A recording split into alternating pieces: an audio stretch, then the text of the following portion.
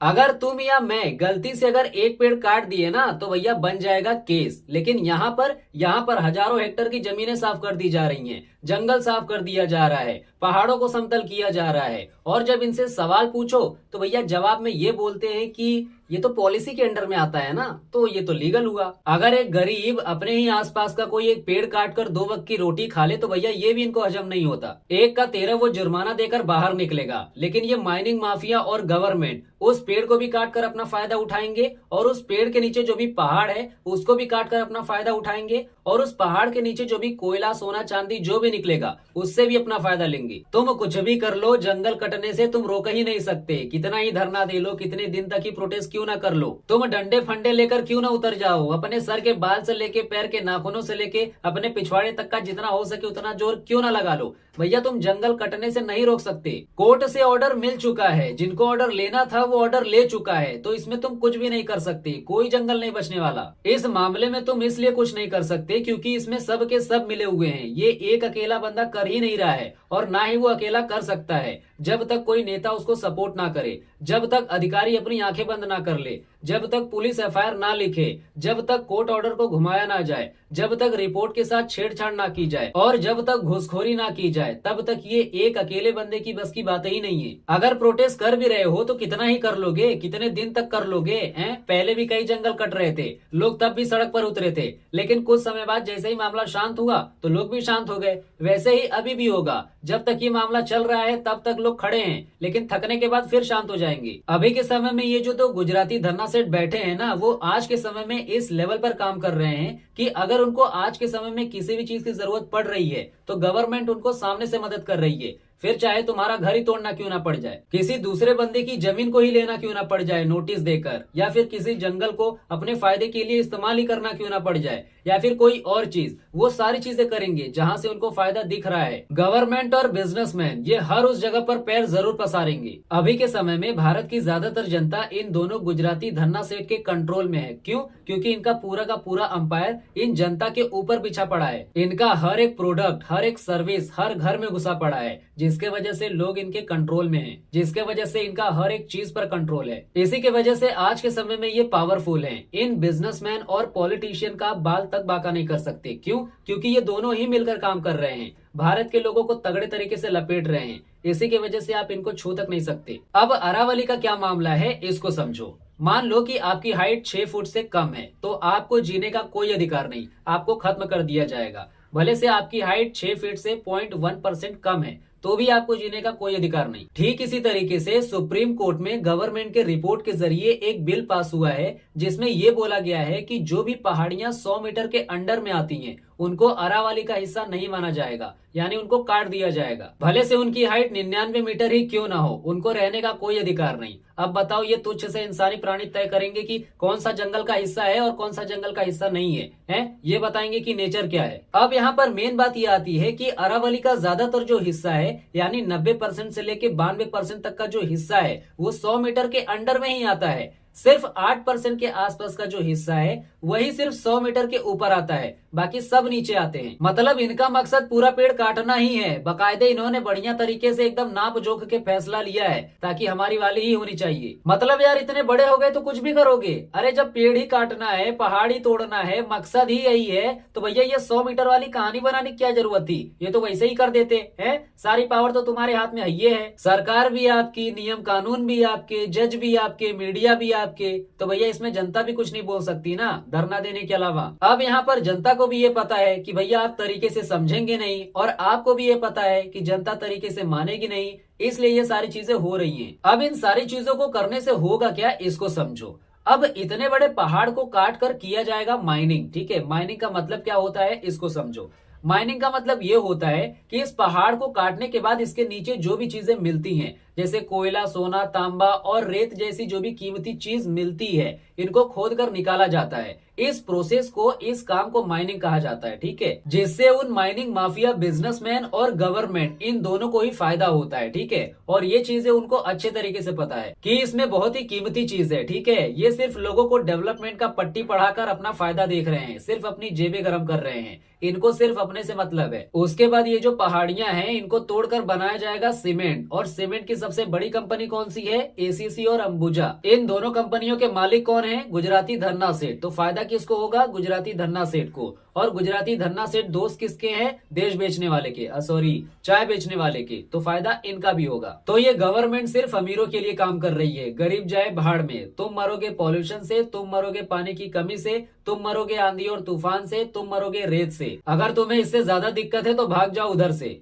है क्या ramming match कर रही है यार? लेकिन अगर आप नहीं भागेंगे तो ये आपको भागने पर मजबूर कर देंगे, ठीक है? तो खतरे में है आप, खतरे में है आपकी सांसें, खतरे में है आपकी प्यास, बाकी मर्जी आपकी। अब बात आती है कि तुम्हें क्या लगता है, जब ये प्लानिंग कर रहे होंगे इस पूरे जंगल को निपटाने का, तो ये तुम्हारे बारे में कुछ नहीं सोचे रहेंगे कि जब ये काम करेंगे और इनके बीच में जब तुम अपना टांग अड़ाओगे तो ये तुम्हारे बारे में कुछ नहीं सोचे रहेंगे? भैया आप भी इनके प्लान के हिस्से हैं। इनको भी पता है कि आप लोगों से कैसे निपटना है, ठीक है? ये कोई आंडू पांडू लोग नहीं है, ये इतने पागल नहीं है, ये भी आगे पीछे तक का सोच कर चलते हैं, ठीक है? माइनिंग माफिया बिजनेसमैन अपना काम करेंगे और पॉलिटिशियन गवर्नमेंट अपना काम करेंगी। कौन सा काम? तुम्हें रोकने का काम। पूरी फोर्स तुम्हारे पीछे दौड़ा देंगे। अगर इनको सच में रोकना है तो भैया कुछ अलग करना होगा, कुछ अलग वर्जन में सड़क पर उतरना होगा, ठीक है? सिर्फ सूखी मोमबत्ती लेकर कुछ नहीं होने वाला, उस मोमबत्ती में आग लगनी भी जरूरी है। अरावली जंगल में कई तरीके के जीव जंतु पाए जाते हैं, जैसे कि 45 से 50 स्तनधारी प्रजाति पाई जाती है, ठीक है? जैसे कि नील गाय, तेंदुआ, भालू, लकड़बग्घा, सियार और जंगली बिलार। 300 प्लस पक्षी की प्रजाति पाई जाती है। 60 से 70 करीबन रेप्टाइल्स की प्रजाति पाई जाती है। रेप्टाइल्स मतलब जो भी रेंगने वाले जीव होते हैं ना, वो जैसे कि छिपकली, सांप, ये सारी चीजें। अब कहाँ गए वो पर्चे फाड़ने वाले धर्मगुरु जो बोलते हैं कि भैया जीव हत्या पाप है, हैं? अब नहीं दिख रहा है कि उनके ही फील्ड के लोग 24 कैरेट का काम कर रहे हैं, वो भी इलीगल को लीगल करवा के। अब यहाँ पर एक बात को समझो, अगर पूरा सिस्टम चाह दे ना तो भैया गलत को भी सही साबित कर दे और सही को भी गलत साबित कर दे, ठीक है? अब हालांकि ये कानूनी तौर पर ये सही तरीका नहीं है और ना ही कभी ये सही होगा कानूनी तरीके से, ठीक है? लेकिन भैया आपको भी पता है कि कानून के रखवाले हैं इंसान ही, ठीक है? तो उनका कभी ना कभी दिमाग फिर ही जाएगा। अब यहाँ पर बहुत से लोग ये बोलेंगे कि भाई हम क्यों आवाज उठाए, भाई इसमें हमारा क्या फायदा? तो भाई साहब सुनो, एक बार को आप अरावली पर्वत को हटा दो, इसके बाद क्या होगा अब समझो। इससे होगा ये कि पूरा राजस्थान, गुड़गांव, दिल्ली, यूपी, इन सभी जगहों पर धूल और रेत की लहर के साथ साथ गर्मी की वो लहर दौड़ेगी कि भैया तुम्हारे पिछवाड़े का पापड़ बन जाएगा, ठीक है? अभी तो खैर अरावली पर्वत है तब इससे बहुत कंट्रोल में है, लेकिन तब पर भी गर्मियों के सीजन में यूपी बिहार में गर्मी की वो लहर दौड़ती है कि भैया ऐसा लगता है आग बह रही है, ठीक है? लोग लाल पीले होने लगते हैं। तो सोचो इसके अगर ये नहीं रहेगा तो भैया तब क्या होगा? तब तो तुम चैन से रह ही नहीं पाओगे। अब अगर इसके खिलाफ आप आवाज उठाओगे कि भैया हमें तो दिक्कत हो रही है, तो गवर्नमेंट बोलेगी कि अगर आपको दिक्कत हो रही है तो आप दूसरी जगह चले जाओ, है ना? जैसे कि अभी दिल्ली की जो हालत है, ठीक है, वहां की ऐसी हालत है कि भैया लोग रह ही नहीं पा रहे, लोग मजबूर हो जा रहे हैं उस जगह को छोड़ने के लिए। क्यों? क्योंकि भैया उनका परिवार है, अपने परिवार को पालने के लिए, अच्छे तरीके से रखने के लिए वो जगह छोड़ना पड़ेगा। बड़े लोगों का क्या है, वो तो कहीं भी बढ़िया जगह शिफ्ट हो जाएंगे, अच्छी लाइफस्टाइल जिएंगे। प्रॉब्लम किसको होगी? प्रॉब्लम लोकल लोगों को होगी, ठीक है? तो झेलना आपको पड़ेगा। आज अगर सह लोगे तो भैया कल जी नहीं पाओगे, लेकिन अगर आज सामना कर लोगे तो कल पीढ़ियां राज करेंगी। लेकिन ये सरकार बच्चों की बुक में आखिर छाप कर पढ़ा क्या रही है, जब ये बच्चे बड़े होकर इनको गाली ही देंगे हैं कि भैया बुक में छापते कुछ और हैं और करते कुछ और हैं। तो भाई सरकार ने बहुत ही बढ़िया तरीके से अपनी इज्जत बनाई है, भारत में भी और विदेशों में भी। अब इस चीज को काटने छाटने से फायदा किसका और नुकसान किसका, इसको समझो। सबसे पहले फायदा है बड़े प्रोजेक्ट्स का, बड़ी कंपनियों का, बड़े नाम का और सत्ता के करीबों का। और नुकसान है किसानों का, आम जनता का, आने वाली पीढ़ियों का, हवा पानी मौसम का। सवाल ये नहीं है कि कौन पॉलिटिशियन है, कौन बिजनेसमैन है, सवाल ये है कि क्या ये सिस्टम सच में उनको रोकना चाहता है या फिर ये सिस्टम बना ही उनके लिए है। अगर अरावली नहीं बचेगी तो ना दिल्ली बचेगा, ना राजस्थान, ना हरियाणा। और तब नाम जानने से ज्यादा जरूरी होगा कि भैया जिम्मेदार कौन, ठीक है? इसको समझो। तो सब खत्म? अरे नहीं यार, अभी कहाँ खत्म हो जाएंगी बातें, हैं? अभी तो तुमने वो चीजें सुनी है जो मार्केट में अभी घूम रही थी। अभी ताजा न्यूज तो बाहर निकल के आ रहा है, तो उसको भी हजम करके जाओ, हैं? क्योंकि भैया आधी जानकारी सेहत के लिए हानिकारक होती है। तो अभी जो ताजा न्यूज निकल के आ रही है उसमें बताया ये गया है कि ये जो अरावली पर्वत है वो हरियाणा, राजस्थान, गुजरात और दिल्ली, इन जगहों तक फैला हुआ है। लेकिन प्रॉब्लम ये है कि हर राज्य अपना अपना नियम कानून बना के बैठा था। कोई ढलान के हिसाब से अरावली मानता था, कोई हाइट के हिसाब से अरावली मानता था। इसके वजह से सन 1990 से लेकर गलत तरीके से खोदम खाद चालू है, यानी इलीगल माइनिंग चालू है।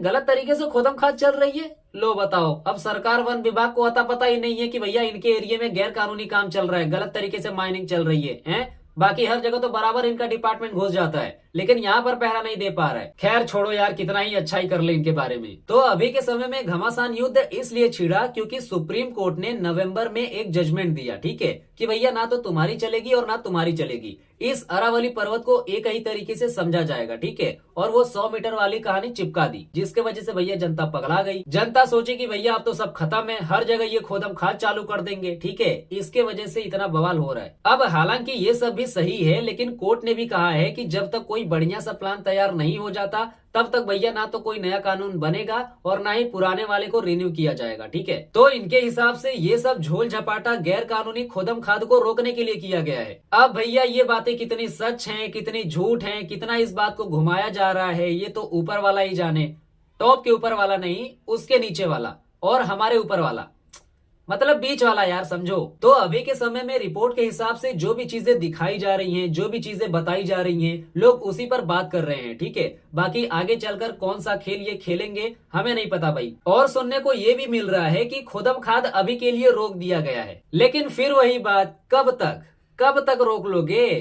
आज रोक लिए, कल रोक लिए, लेकिन भैया परसों ये फिर चढ़ाई करेंगे नए नियम कानून के साथ, ठीक है। तो तैयार रहना, आराम करने मत लग जाना, नहीं तो क्या पता आधा पहाड़ वैसे उड़ा ले जाए छुप छुप के पीछे से। अभी उस जगह पर इलीगल माइनिंग चल रही है, कुछ समय बाद लीगल माइनिंग चलेगी, लेकिन भैया माइनिंग तो चलेगी ही चलेगी, ठीक है। तुम इसको नहीं रोक सकते। कोई भी चीज इलीगल वहाँ होती है जहाँ पर सरकार को फायदा नहीं पहुँचता, और लीगल वहाँ होती है जहाँ पर सरकार को फायदा पहुँचता है। सिंपल और सीधी बात। जो लोग वहाँ पर इलीगल खोदम खाद कर रहे हैं, अगर वो सरकार को पैसे दे टैक्स के जरिए, तो भैया सरकार उनको लीगल घोषित कर देगी। तो भैया ये समझ लो, ये तो पक्का है कि जंगल साफ होंगे ही, पहाड़ तो कटेंगे ही। मार्केट में अगर ये बात आ गई तो भैया आज नहीं तो कल ये होना ही होना है, ठीक है। वो भी प्लान के जरिए। अभी प्लान बन रहा है, तो अभी वेटिंग लिस्ट में है। प्लान जैसे ही तैयार होगा उसका रिएक्शन हमें तुरंत देखने को मिलेगा, ठीक है। फिर धड़ाधड़ काम चलना शुरू हो जाएगा। तो सचेत रहना, और क्या। तो यहाँ पर मैंने दोनों चीजें बता दी, क्या मार्केट में चल रही थी और उसके बाद कोर्ट ने क्या डिसीजन लिया है,